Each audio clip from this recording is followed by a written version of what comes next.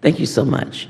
I want to thank the panel for appearing again here, and I can tell you that I'm not, I'm sort of unhappy that Mr. Husenga, my very good friend from the Midwest, is not here, because I really want to clear something up. I think the not so surreptitiously veiled strategy to pluck the low-hanging fruit of the Exim Bank from the vine as a raison d'etre to get into Social Security, Medicare, Medicaid, SNAP, the so-called entitlement programs. I mean, Mr. Husenga said it very straightforwardly. We've heard it time and again that how can you pluck into these social programs if you can't even bring down the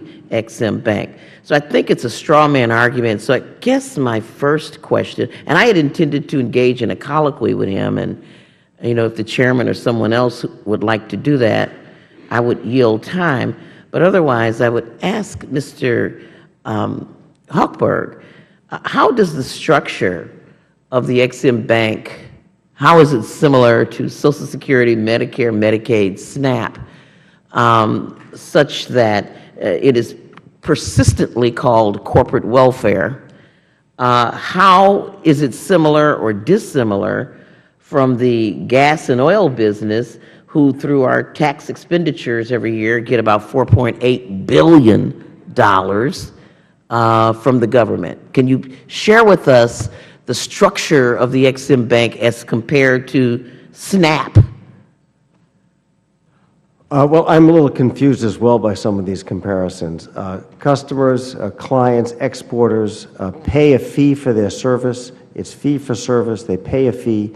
The fee fully covers all of our operating costs, all of our loan loss reserves, and then generates a surplus that goes to the taxpayers for deficit reduction. So we're not transferring money from one group of taxpayers to another. We're actually transferring money from customers to the taxpayers, from outside entities to the taxpayers. Many times those are foreign buyers. So I don't understand the comparison. I don't either. I thought maybe you would understand it better than I do. Let me ask you, one of the things that seems to get under the craw of some of our members of our committee is the mandate that you all have to do clean energy stuff, and that you're picking winners and losers. And so I'm reflecting on the $4.8 billion that is transferred to the oil and gas industry through tax expenditures. And I want to compare that $4.8 billion a year to whatever subsidy that the government perceives that you get from them. Even using their accounting system, how does $4.8 billion a year compare to what the government does for the Exim Bank? Well, we transfer money to the government from the Exim Bank. We don't receive money from the government. So there's no subsidy that goes to Exim. And by World Trade Organization, WTO, we need to be self-sustaining, meaning the fees we collect have to, at a minimum, cover all of our costs. And in this case, they cover more than our costs. So we have usually running a debt clock. And I'm wondering, to what extent would our trade deficit increase were we not to reauthorize the bank, in your opinion? Well, I only can tell you in the last 20 years we have transferred just under $7 billion for deficit reduction to reduce the debt.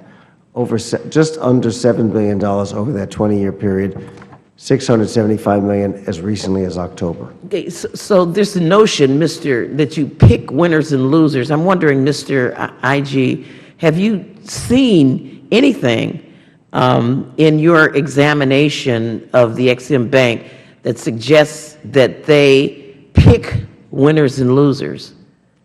We haven't received any allegations along the lines of the process being skewed in favor in particular transactions. The bank has controls and processes in place They have to do due diligence. The applicants have to meet certain credit standards. We haven't seen any evidence of cases where they seem to be favoring one particular party or another and not following their own guidelines on that. The structure of the guidelines are set by Congress and set by bank policy. And thank you. My time has expired.